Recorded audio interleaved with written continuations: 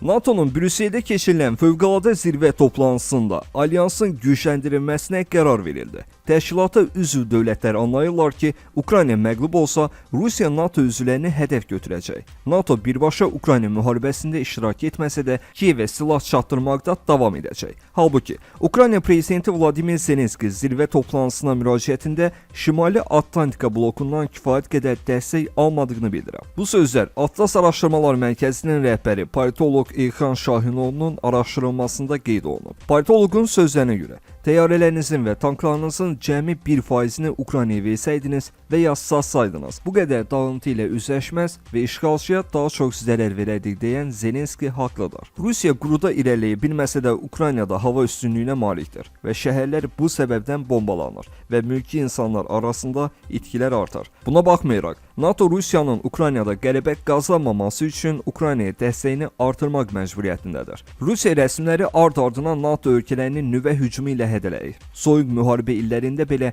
Kreml qərbi nüvə hücumu ilə hədələmirdi. Rusiya prezidenti Vladimir Putin Ukraynada məğlubiyyət qarşısında növbəti təhlükəli addımını ata bilər. Təsadüfi deyil ki, Pentagonda artıq nüvə müharibəsi ssenarilərini analiz edirlər. NATO'nun baş katibi Jens Stoltenberg zirvə toplantısından sonra keçirdiyi mətbuat konferansında Rusiyaya dəstək verən Çini bu sözlərlə xəbərdar edib.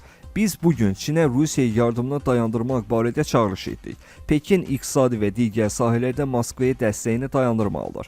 Çin Rusiyaya təzyiq göstərməli və dərhal konstruktiv mövqe ortaya qoymalıdır. Görünür NATO'nun Çinə hələ ümidi var. Aydındır ki, Pekin bu çağırışla Kremllə tərəfdaşlıqdan imtina etməyəcək. Ancaq Çinlə bağlı artan xəbərdarlıqlar Pekini ciddi düşündürməlidir. Kreml riskli oyuna baş vurub və dünyanın bataqlığa sürükləmək istəyir. Bu sırada Kremllə bir sırada ən çox iki dövlətin adı çəkilir: Belarus və Çin.